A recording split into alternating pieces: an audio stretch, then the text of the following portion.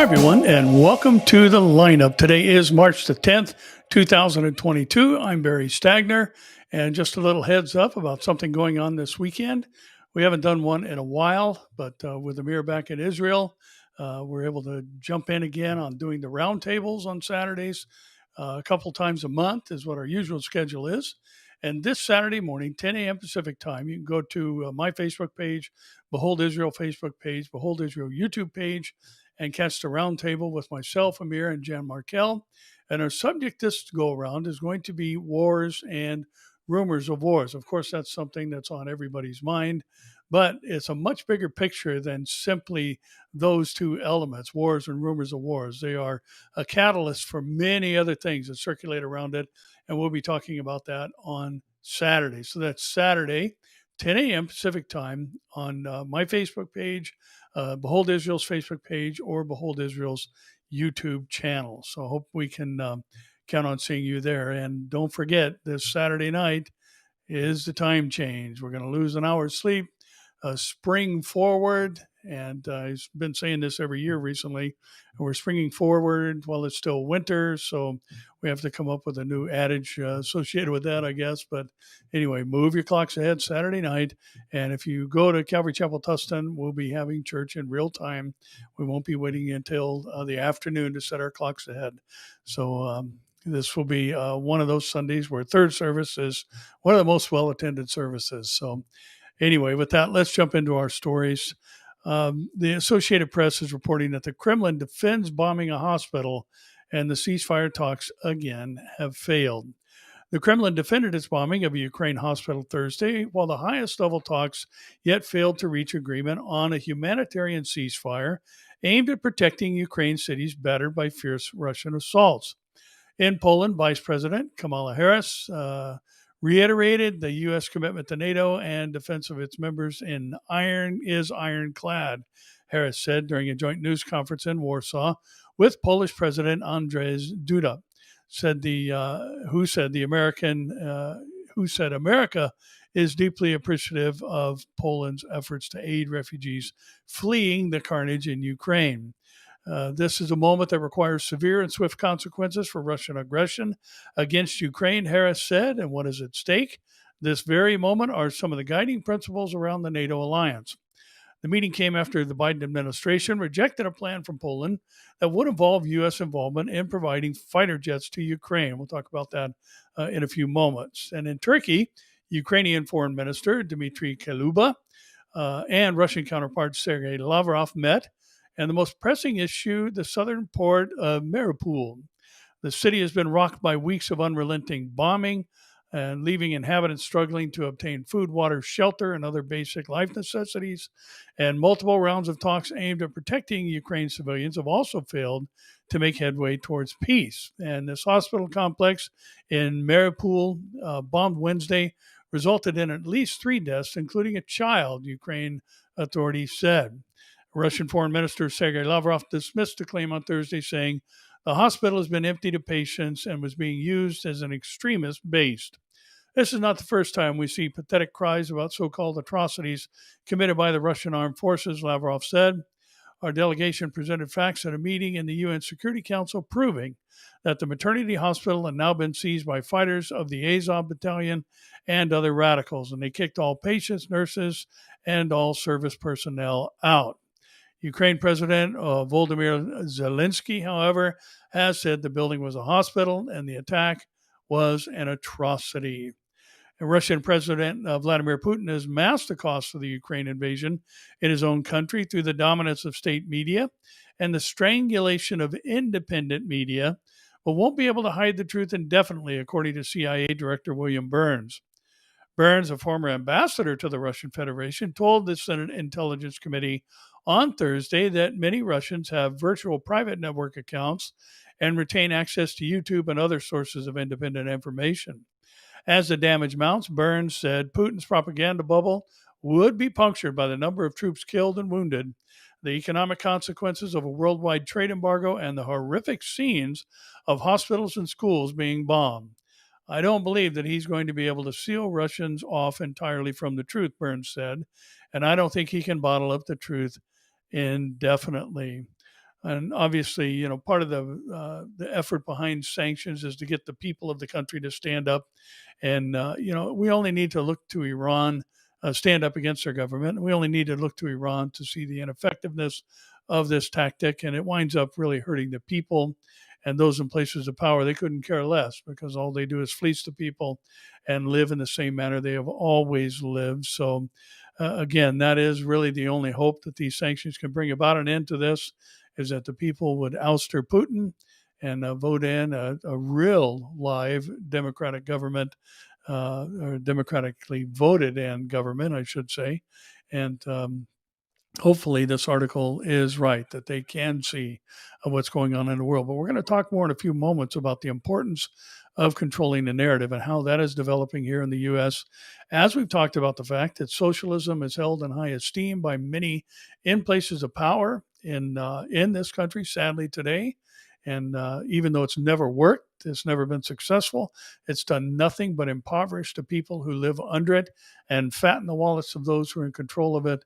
And it is being popularized here in this country and even indoctrinated into the heads of our young people. Times of Israel is reporting that the world is heading to Yom Kippur war level oil shock, according to the French minister.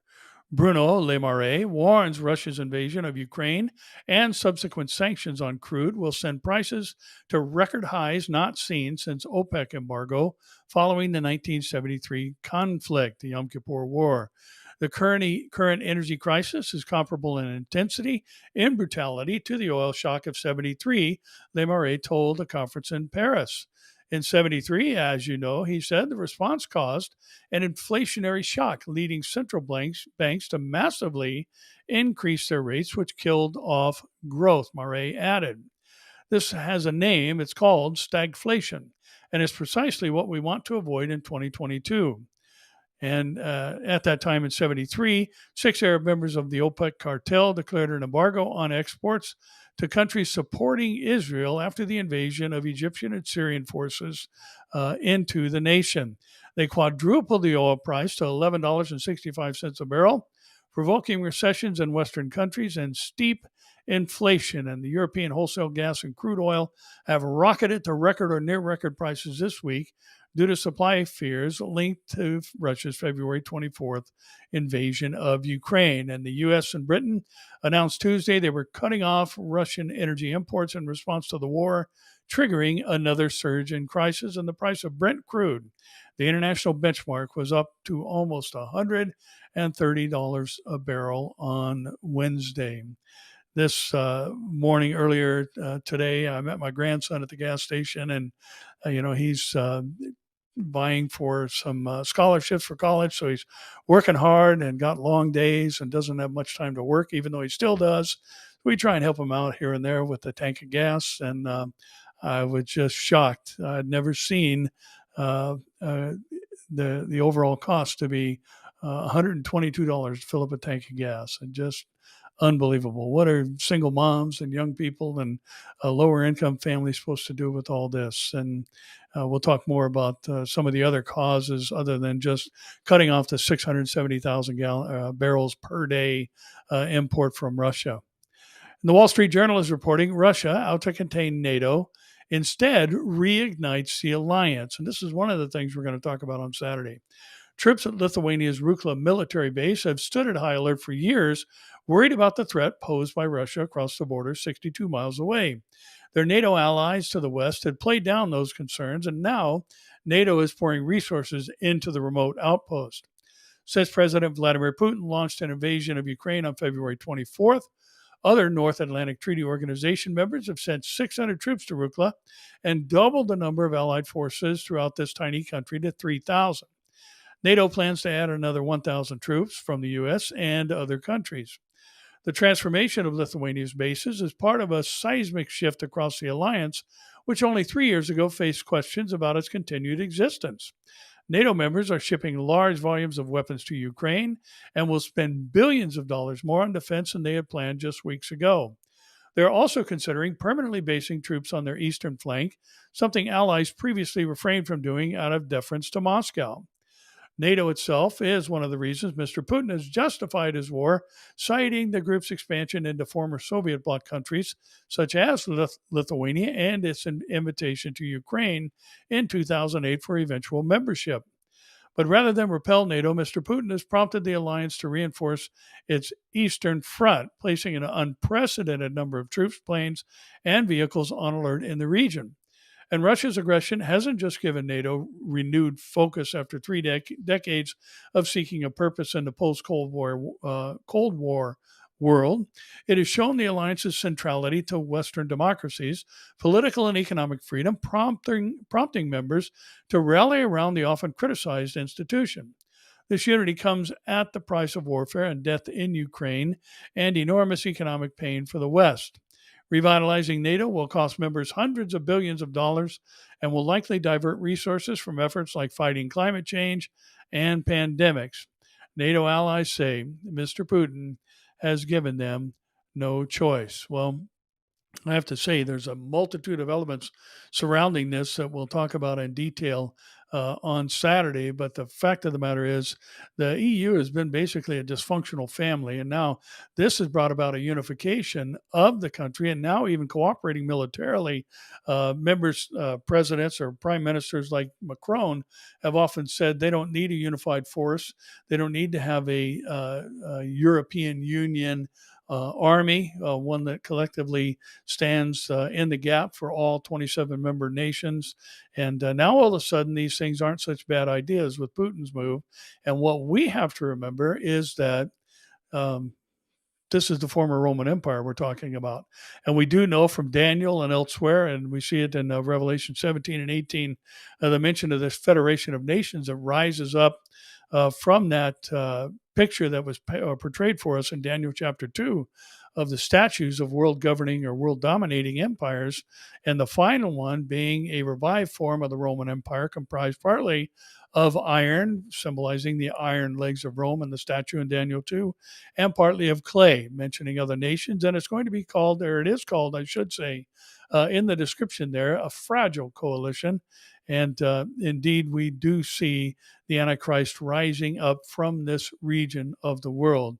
So seeing them move towards a unification, at least an agreement to take their dollars away from battling climate change, which is nothing more than just an exchange of finances from those countries with money to third world countries. And it's all about the egalitarian thinking and the equalization of everyone's income around the world, mass socialism, if you will. And now putting these dollars or whatever their particular currency is toward the unification of a military defense system there for the EU. So this is big news. And this is a significant development that is happening in the same fashion that the other elements of the prophetic scenario and chronology are happening. And this is what the Bible says. And especially when you get to the tribulation, we're told by Jesus in the opening statements of the book of Revelation that things are being revealed to John are going to happen in quick succession. They will happen shortly is the word that is used there. And the Greek word means basically just that. They happen in quick succession, or once they start, they will happen one right after the other. And if you look at the book of Revelation, you can see that's exactly what happens after the rider on the white horse rides onto the world scene with a covenant in hand in Revelation chapter 6, verse 2. Things just go from bad to worse to unprecedented in the tribulation period. So we're seeing things now develop on all fronts regarding the prophetic scenario and the moving forward of the prophetic clock, so to speak, happening. And this war has a lot to do with advancing many parts of it. We'll talk more about that again here in a few moments. Newsmax says Trump slams Europe for not joining the U.S. in banning Russian oil. Most of Europe won't go along with the U.S. in boycotting Russian oil and gas, Trump said in a statement. And as usual, the United States will be left out there alone, being taken advantage of by Europe as we defend them. And while we read in the fake news how everyone has come together under Biden to fight Russia. Trump's statement came after Biden announced his administration is banning Russian oil, natural gas, and coal imports to the U.S. due to Moscow's invasion of Ukraine. And Biden said the U.S. is targeting the main artery of Russia's economy. Now, that's a true statement.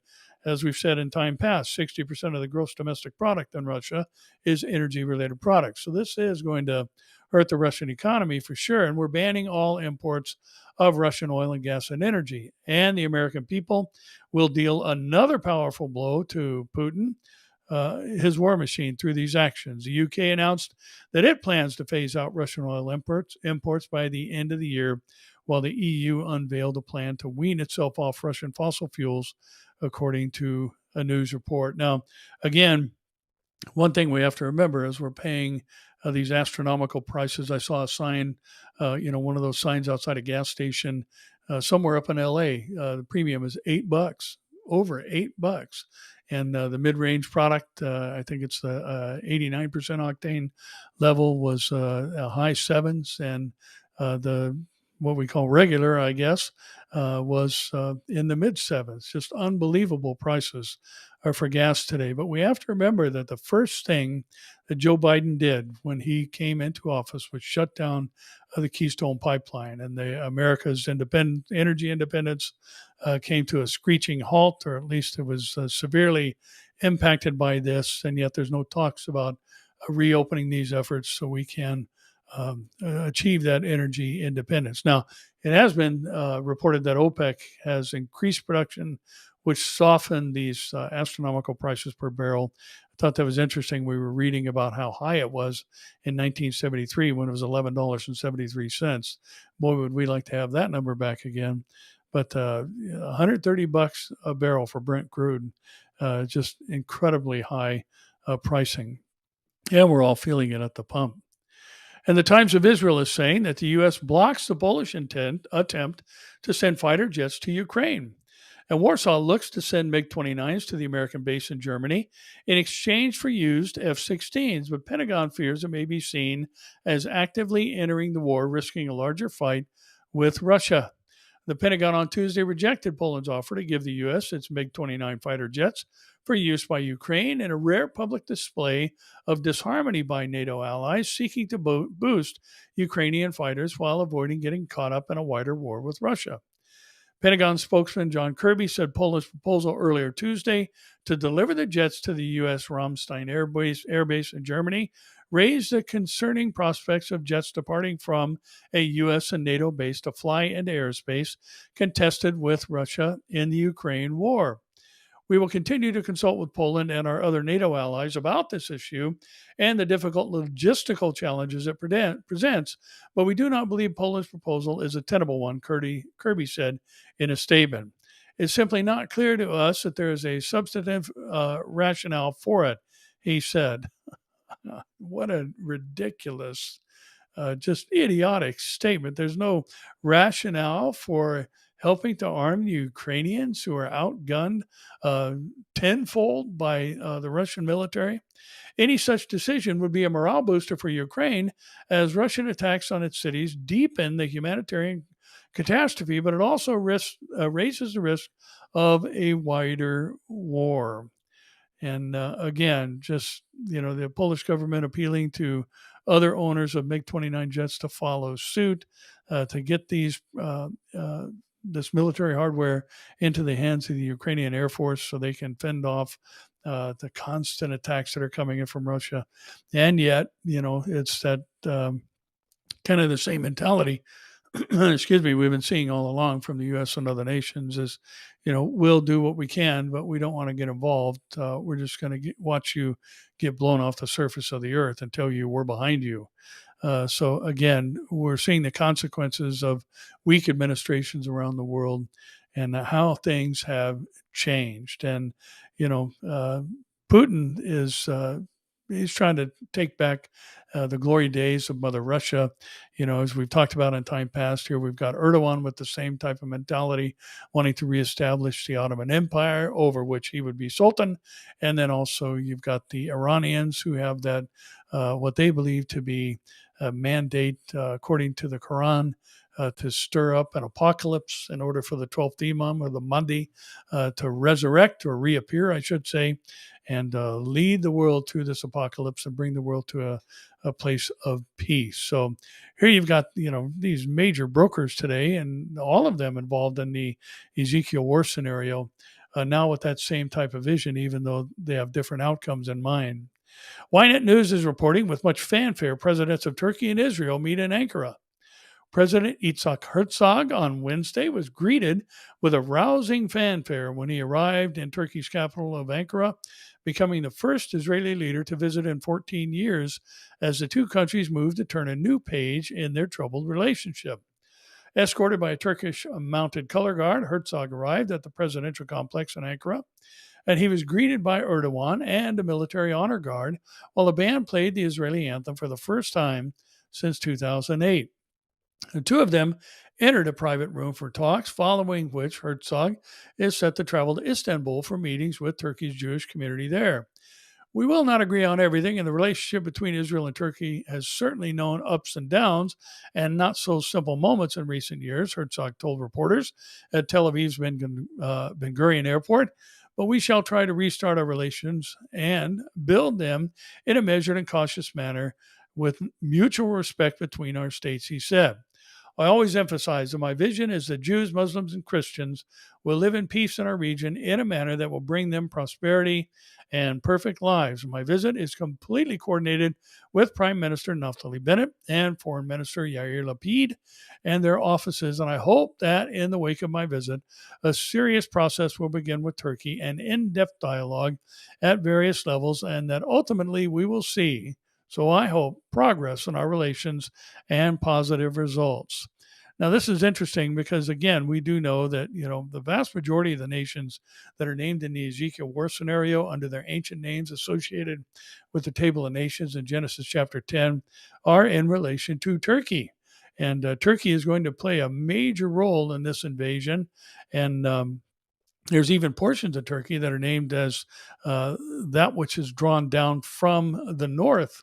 And so, what this is all about has a backstory to it that, hopefully there'll be enough discernment in the mind of the foreign minister and those in places of power in Israel to see through whatever this is hiding, because, with Erdogan, there is something that is lurking behind it.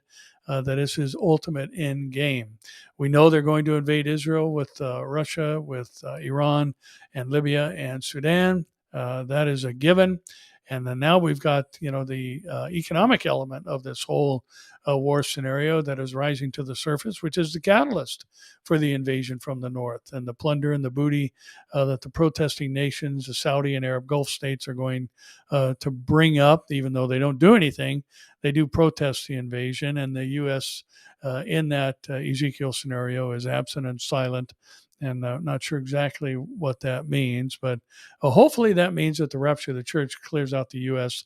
and makes it a non-issue on the world scene, because so many Christians are taken from this country and others that the world is just in disarray, and that's why the U.S. is not mentioned in that invasion scenario. That's what I hope. I know all of you are hoping that as well. Breitbart says Joe Biden claims Putin's price hike on gas after banning Russian oil imports. President Joe Biden announced his decision to ban oil imports from Russia at the White House on Tuesday, just days after his administration argued that against the idea, we will not be part of subsidizing Putin's war, Biden said, painting the decision as a moral one after Russian President Vladimir Putin escalated his war in Ukraine. Biden's ban was announced as he faced growing pressure from a bipartisan coalition of members of Congress to pass their own bill to ban Russian oil imports. White House Press Secretary Jen Psaki said and other Biden officials spent days defending their decision not to ban oil from Russia, warning it would only enrich Putin by raising gas prices. It is also the potential to pad the pockets of President Putin, which is exactly what we're trying not to do, Psaki said during a brief press briefing on Thursday, when asked why Biden had not announced a ban on oil imports from Russia. In recent days, many oil companies announced plans to eliminate Russian oil from their portfolios. Even Shell announced their decision to stop purchasing crude oil on Tuesday after purchasing a significant amount of discounted crude oil days earlier. But Biden described his announcement as another powerful blow to Putin's war machine. And news of the ban, as we talked about earlier, caused a price jump on Tuesday. Now, the part of this story that isn't being told is that to replace this supply of crude oil from Russia, Biden and company are turning to Venezuela, a Russian proxy in South America, to purchase oil from. So again, leadership problems here in the States. The BBC says, and here's another tentacle, so to speak, or spoke on a wheel of the prophetic clock. The BBC says global food crisis, Ukraine war will have catastrophic effect on global food supply. And the world is heading into a global food crisis thanks to the war in Ukraine, according to the head of one major agricultural organization. Russia's ongoing invasion of Ukraine is going to have a catastrophic effect on the world's supply of food, the head of the fertilizing company said. Both Russia and Ukraine account for significant portions of the global grain supply, with both nations also having significant roles within the supply of fertilizer as well as its raw materials. However, with trade grinding to a halt as a result of the latest stage in the ongoing conflict, the head of one major fertilizer company is sounding off alarm bells. Half the world's population gets food as a result of fertilizers. And if that's removed from the field for some crops, the yield is going to drop by 50%, according to Svein Holstetler, who heads up the agri company Yara International. For me, it's not whether we are moving into a global food crisis, it's how large the crisis will be, he went on to say. Holstetler emphasized that there was already significant supply difficulties before the start of the current conflict, with the BBC noting that the increased cost of gas prices was already resulting in a steep rise in the cost of fertilizer. The Yara International boss, who is also reported to have pointed out that around a quarter of key nutrients used in food production come from Russia, with sanctions now looking likely to further constrain the supply. At the same time, we're doing whatever we can at the moment to find additional sources, he emphasized, but with such short timelines, it's limited. And Michael Scannell, a senior figure in the EU's agricultural department, said that the knock-on efforts of the war in Ukraine will be painful for Europe's agri-food sector, with a lot of the bloc's fertilizer and animal feed being sourced either from Russia or Ukraine. However, the EU bureaucrat was convinced that the European bloc would be able to get through the crisis. And the consequences of this Russian aggression will have a major impact on our agri-food sector, and it will be painful, but we have to suffer that pain, Scannell said, noting that Ukrainians are paying with their lives, not in euros. And so the cost did not seem so steep for the EU within that context. And boy, again, just the strangest statements coming from people in places of political power. Well, at least we're not dying. The Ukrainians are dying, and it just costing us a few extra bucks. And again, a lot of this, I think, this type of flippant attitude almost to the deaths of the Ukrainians, and I don't think it's hyperbole to say that is exactly what it is. It's a flippant attitude to the loss of human life, is birthed out of the fact that we have lost a respect for human life. And with a world that's enamored with the idea of free sexual activity, because you can simply end the life of the child inside the mother's womb at will, and that's a woman's right to choose, as it's been promoted in these last days, and my body, my choice, and all these other things. We just lost a respect for human life, and to make a statement like that is again just an expose, so to speak, of what the mentality of world leaders are today. Well, yeah, it's going to cost us a few bucks, but the Ukrainians are dying, so who are we to complain about a few bucks? Well, why don't you complain about Ukrainians dying and stand up for them and stand up against Putin? Putin doesn't stand a chance against a united world, but, to them, avoiding war or spread of war is the end game, and they're just willing to basically tolerate the loss of Ukrainian life as the cost, and it's just costing them a few euros extra. Just the News is reporting as Russia criminalizes fake news, U.S. lawmakers push to regulate harmful content on social media. And again, an oppressive government must control the narrative. They must control the flow of information. And that's why we see in all of these countries, you see in Iran, you see in Russia, you see in other countries that lean like China, you see this constant mention of state-run media. State-run media. Controlling the narrative is essential to the advancement of their cause. And the Nudge Act is a tech Trojan horse for censorship, using federal agencies to cloak content modification in pseudoscientific terms, according to legal commentator Jonathan Turley. Democrats say it would stop misinformation, while the GOP co-sponsor says it's about limiting screen time. In the wake of the U.S. campaign against Islamic terrorism, autocrats worldwide started referring to the persecution of dissidents as anti-terrorism programs. 2 decades later, the West's new foe is purported misinformation, particularly around election and COVID-19 claims, and Vladimir Putin is usurping the lingo to control the optics of Russia's latest foreign adventure. Russia's new law criminalizing false information about the military led TikTok to suspend new uploads there and media companies to pull their employees out of the country. The open question is whether Putin's move could erode the credibility of Western governments to regulate social media in the name of protecting users. And 2 weeks before Russia invaded Ukraine, U.S. lawmakers introduced the Social Media Nudge Act, or S-3608, to reduce addiction and the amplification of harmful content through federal research agencies and a regulatory rulemaking process. In other words, the government in the United States is considering something that would say how long you can use social media in a single day and cut you off if you exceed your allotted time. The legislation applies to commercial enterprises and specializing in user-generated content with more than 20 million monthly active users for most of a 12-month period. They must devise plans for content-agnostic interventions and submit them to the Federal Trade Commission for approval. Some of the proposed interventions are already common, such as Twitter's prompt to users to read links before retweeting them.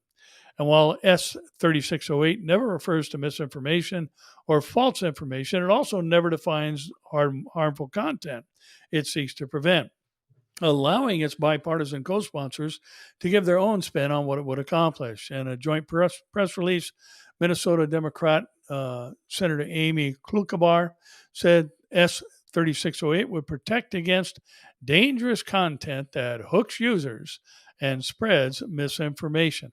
Wyoming Republican Cynthia Loomis said it would protect children from negative effects of social media without dictating what people can and can't say. Now, how in the world is it going to do that? If it determines what's acceptable and what's misinformation and what's not misinformation, how is it not dictating what people can and can't say? And again, and who gave the government the right to define what is harmful? And what is harmful in their minds is anything that is against a progressive liberal agenda. Now, the senator later asked Meta CEO Mark Zuckerberg for documentation of his knowledge about Facebook and Instagram harming children, while reminding him she was concerned about the censorship that occurs on your platforms. And some law professors expressed skepticism that the bill's interventions were really content agnostic and could survive constitutional scrutiny. George Washington University's Jonathan Turley called it a tech Trojan horse for censorship, using the National Academies of Sciences, Engineering, and Medicine and FTC to cloak content modification in pseudo-scientific terms. Congressional Democrats have long argued that social media companies need to protect citizens from bad choices by using beneficent algorithms to guide us to healthier viewing and reading habits. And again, who's to say what's healthy? Who's to say what's beneficial?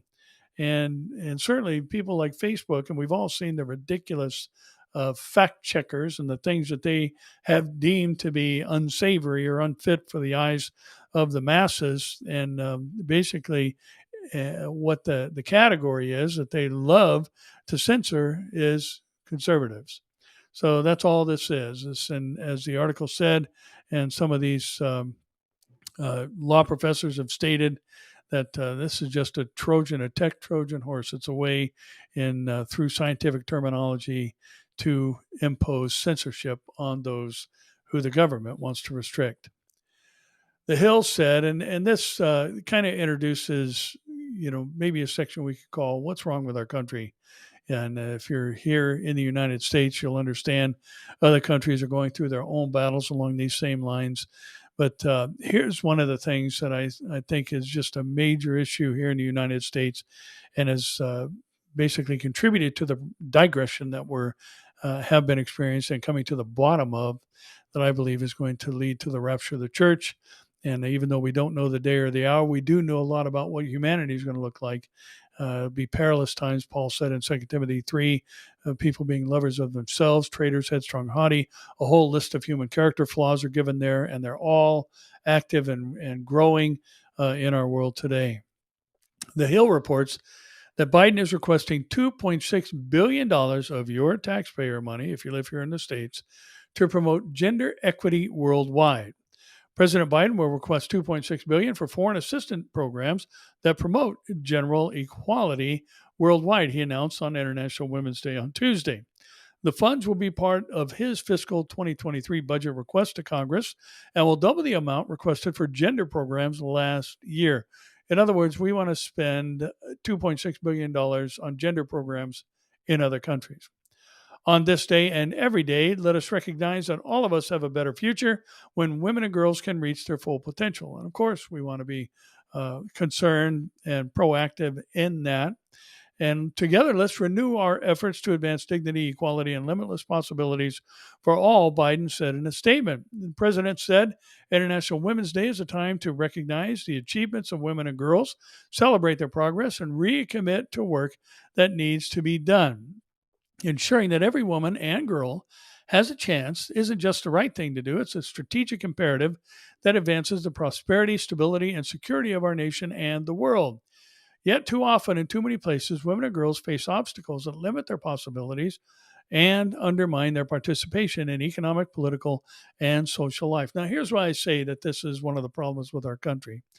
We've seen in many cases where these billions and billions of dollars, and the Gaza Strip being the prime example, aren't used for these things at all. And I mean, think about the logic of this. And this is why the incompetence at highest levels of office is such a terrible thing for any given country. I mean, think about it. You've got a country that is not promoting, protecting, and even because of their religious ideology or whatever, hinders women, and we're going to send them money to promote the equality of women and equal pay for equal work and all those other things, which are right things to do. But what do we think is going to happen with that money? We hand out money, our money, taxpayer money, hand over fist to countries around the world who do it nothing but use it to fatten the wallets of those in charge. And sadly, this will be one of those cases. I mean, where's the accountability? Where's the tracking for where these dollars go? Where's the proof that we know that this is going to be used for that particular cause? I mean, we don't have people running these programs all over the world. We're basically handing money out in a bribery fashion to other countries to get them to cooperate with our end goal. So again, just watching these things in our own country and the way money has been handed out and the way money has been held back to strong arm people into cooperating with us, it's just a sad state of affairs. And really, it's just political extortion is what it is.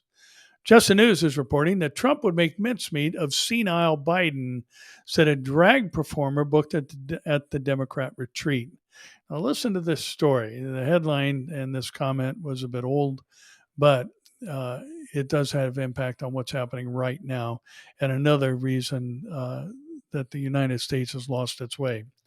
Drag performer Lady Bunny is the featured entertainer at the House Democrats' Issues Retreat that was held Wednesday night in Philadelphia. And she derided Joe Biden as senile derided Joe Biden as senile in a 2019 tweet. The Dem frontrunner is senile, Lady Bunny wrote during the 2020 presidential primary race. Biden can't even tell what state he's in, taunted the founder of Wigstock, New York City's popular annual outdoor drag festival. Trump would make mincemeat of Joe Biden. Lady Bunny headlines the opening night reception at the Democrats' 2022 Issues Conference. What's wrong with our country? They're having a drag queen at the Democrat 2020 Issues Conference open the evening as their entertainment. The event is hosted by Democratic Congressional Campaign Committee Chair Sean Patrick Mahoney, and President Biden is scheduled to address the retreat on Friday, the final day of the gathering. A top Republican slammed the Democrats for not including rising crime or gas crisis as issues to discuss at the retreat. Democrats are headed to a 3-day issues retreat in Philadelphia. Representative Jim Banks, chairman of the Republican Study Committee, wrote on Twitter, "What's not on the agenda? Any mention of gas prices or the crime crisis. What is on the agenda? A discussion on art and activism, a panel with liberal union leaders, and a drag queen performance." Breakout sessions on the agenda include a seat at the table, the path toward racial justice and equity in the cannabis industry, with California Democratic Representative Barbara Lee. The plenary session on Thursday is titled DCCC Presents How We Win in 2022. So at their issues conference, one of the breakout sessions is the path toward racial justice and equity in the cannabis industry. And we wonder what's wrong with the country today. And boy, I hope our midterms turn things around here. We need to be praying for this mess of a country we now have. And here's another contributing factor to what's happening in our world and why we see what we see in California and elsewhere. This actually comes from Fox News LA. And the headline reads, California officials raided preschool, interviewed 2-year-olds over the mask policies. California state regulators conducted an investigation at a San Diego preschool and privately interviewed children as young as 2 without their parents' consent about their masking practices. Officials with the California Department of Social Services visited all 3 locations of Aspen Leaf Preschool in January after receiving a complaint that the school was not enforcing the state's mask mandate, according to the CDSS response to a complaint by the preschool's owner, Howard Wu. According to the CDSS letter, which Wu shared with Fox News Digital, officials with the agency's Community Care Licensing Division entered the 3 preschool locations on January 19th, separated the children from their teachers, and interviewed them privately about their masking practices. In his complaint to the agency, Wu described the investigation as a simultaneous multi-school raid that resulted in unnecessary and inappropriate child interviews. Every family we heard from after the inspections were furious about the interviews, Wu told Fox News Digital. We were open the whole pandemic about not masking children and the reasons why. The policy was on our website. Put simply, the mask guidance says children cannot mask when eating and sleeping. In full-day childcare, that's 3 hours, so masking at any other times offers no health benefit. All the families, except one in January, supported the policy. Well, we know who complained. Wu also urges that the CDSS does not have the authority to enforce a mask mandate instituted by another agency, in this case, the California Department of Public Health. We believe in good faith that the agency doesn't have jurisdiction to enforce another agency's mask guidance, he said. They could have issued us a citation in 5 minutes and let us take our challenge up and through the proper channels, but the simultaneous multi-school raids and the child interviews just felt like a power play. Now, I shared this a few weeks ago, but this hits a little close to home for me because there was a school that my youngest granddaughter attends. She's 6 years old, and there was an organized protest, basically, to the mask mandate. Children are in the least category risk, age category risk for severe COVID, and no need for the vaccine, and all these other things we've seen statistics bear out time and time and time again.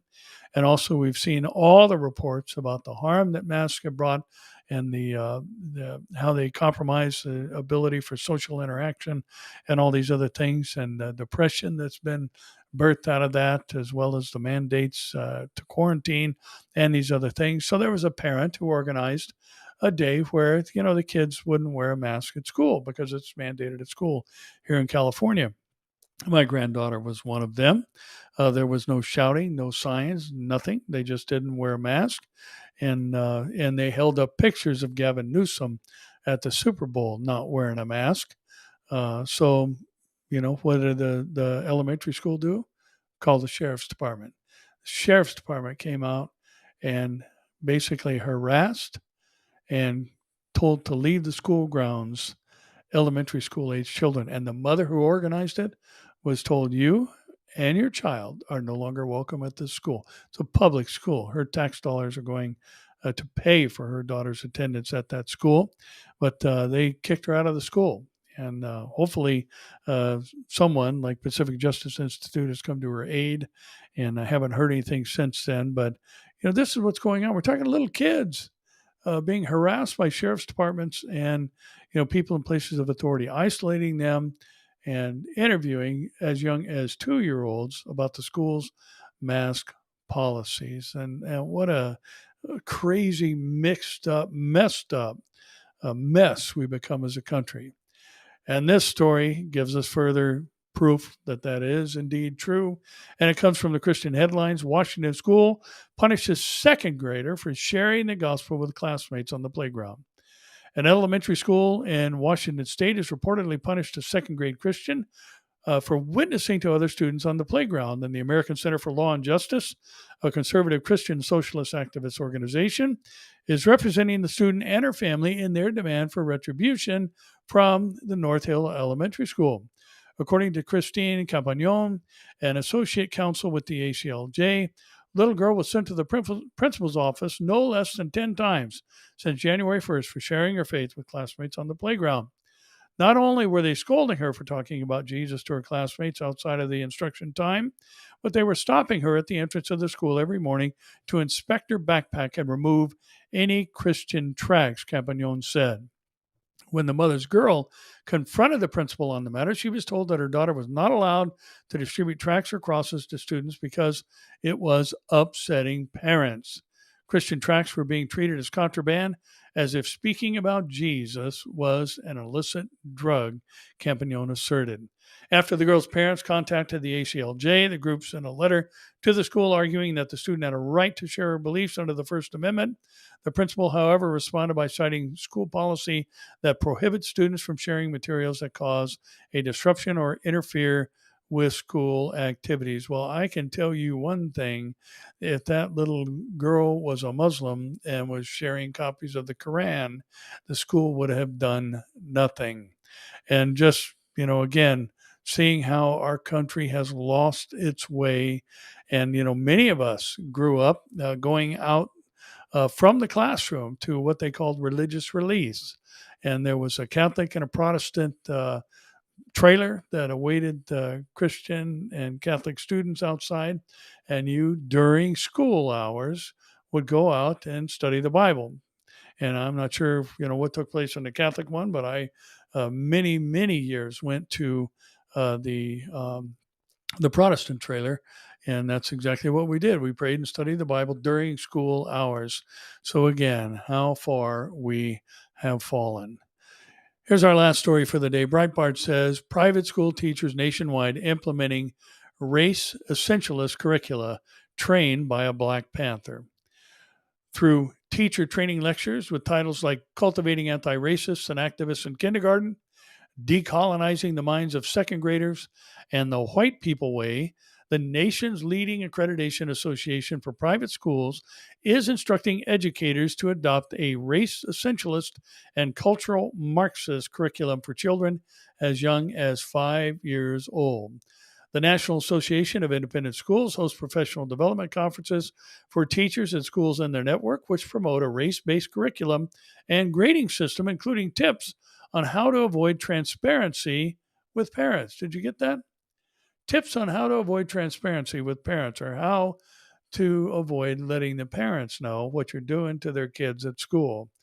The Principal Professional Development Conference hosted by NAIS for teachers. The People of Color Conference was started by the educational diversity / equity consultant and founder NAIS Director of Diversity Randolph Carter, who is a self-described Black Panther. The NAIS People of Color Conference is the flagship of the National Association of Independent Schools' commitment to equity and justice in teaching and learning and sustainability for independent schools. And NAIS boasts on their website. Carter is the founder and associate director of a 501c3 nonprofit organization called EastEd, according to LinkedIn, which offers services from pre-K to 12 schools across the country seeking to develop a clear implementation plan that connects all diversity and equity work, according to the now defunct EastEd website. As both the founder of EastEd and a member of the Black Panther Party, Randolph has devoted his career to promoting equity and diversity in education and communities.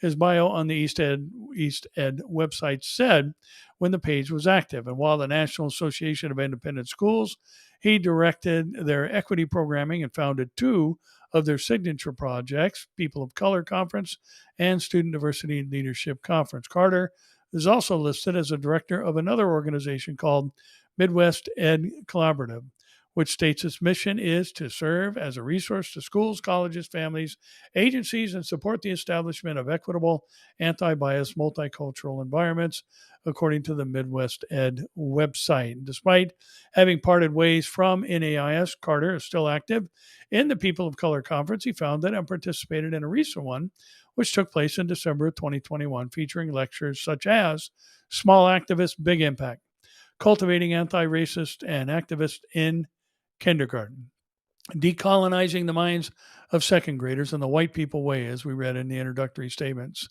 In one session of the People of Color Conference held just a few months ago, a lecturer provides tools and materials to help educators in the NAIS private school network train 5-year-olds in kindergarten how to be social justice warriors. I wonder if they're teaching them how to read and write in school anymore. Kindergartners are natural social justice warriors. The NAIS teacher training titled Small Activist, Big Impact begins. And I think if we just build upon the mindset of the kindergartner, that's fantastic. You can get them to do fabulous things in the social justice realm. There's a transformation period that happens. Kindergartners and a whole lot of kids in the beginning, when they're 5 and 6 years old, mindset is very self-centered. Me, just me thinking, right? So we have to think about how we can start with, think about yourself, think about your identity, think about who you are, your sexual identity, obviously. Think about who you are, and then we're going to move slowly move. So I read this article by Professor Bree Pickauer using the word 6 elements of social justice curriculum for elementary school classroom. So once again, I look at what's going on in the United States today and the world, and I think we should have headed this off at the pass a long time ago. And one of the greatest tragedies that has now impacted our country in all of the ways we're seeing today, morally and spiritually, and in the leadership capacity as well, and the incompetence we're seeing, is the tenure of college professors and those who were anti-American, those who were pro-socialism, who were allowed to keep their jobs because they'd been on the job. What other job do you have where just being on the job for 10 years protects you from losing your job? And, we put up with all this nonsense, and now we're reaping what we have sown. And we've got now a second generation coming up that is being indoctrinated at the youngest level where public education can impact them. I even back up a little further with the preschool story we read a moment ago, and they're coming for our children. And that way they're securing the future through having all of our young people grow up as social justice warriors, carrying out the liberal progressive agenda, where anything that smacks of religious or conservative value systems is basically viewed as an enemy. What a crazy time we live in. But the other thing we always have to remember is that crazy times are part of our indication that it's time to look up. The Lord is coming for us, and he promised that he would. He said he's going to prepare a place for us in John 14, and that where he is, we may be also, which requires him coming again to receive us unto himself. And, in light of the fact that we know that no man knows the day or the hour, but one of the things I think we often overlook is that there is a day and an hour. I don't see that as just a figure of speech. I believe that that is a statement of fact, that there is a predetermined before the foundations of the world, like the plan to rescue mankind, that has been established by the Father. And even when Jesus was here, and this is a debated subject as to how Jesus could be omniscient yet not know the day and the hour of his return. And he said, only the Father knows. Now, only the Father knows means it's already known, not that it's going to be picked at a future time, nor is the Lord waiting for a certain number of people to be saved, and that's going to bring an end to the church age. There is a predetermined day and hour unknown by any of us that this is all going to stop and we're going to be out of here. But Jesus gave just a multitude of information, specific, directed information as how we can know that that day is approaching. And part of that is the rebirth of the nation of Israel, which we are now headed for 8 decades since that has happened. We're still in the low 70s, 74 years since that began, and now moving towards, 8 decades away from the rebirth of the nation of Israel. We don't know what a generation is, but we are told that a generation that sees the rebirth of the nation of Israel will not pass away until all these things recorded in the Olivet Discourse take place. And so watching these things unfold, watching everything that Paul wrote about concerning the last days and the necessity, according to 2 Thessalonians chapter 2, of the removal of the hindering force of the church via the Holy Spirit's presence in us.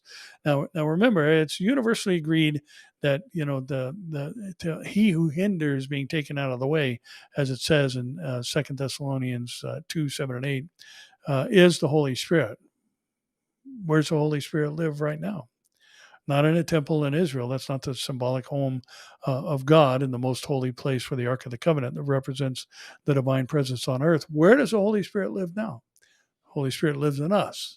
We are the temples of the Holy Spirit. So for the Holy Spirit's purifying and preserving influence through the church to be taken out of the way, that requires us being taken up. So look up. Our redemption is nigh. The redemption of these bodies, putting on that glorious, immortal, and incorruptible body that the Lord has promised to us, seems to be getting closer by the minute, and it is even at hand. So don't lose heart with all these stories. I mean, they're frustrating and aggravating, and yes, we need to take a stand in all these things and make our voices heard. There's no question about that. But we also need to be, most importantly, telling other people about Jesus, because once we're gone, it's going to get rough here on this giant dirt clod, and things are going to get ugly in ways that the world and humanity has never known or experienced.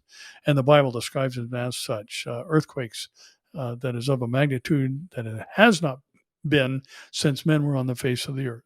So that's a big quake.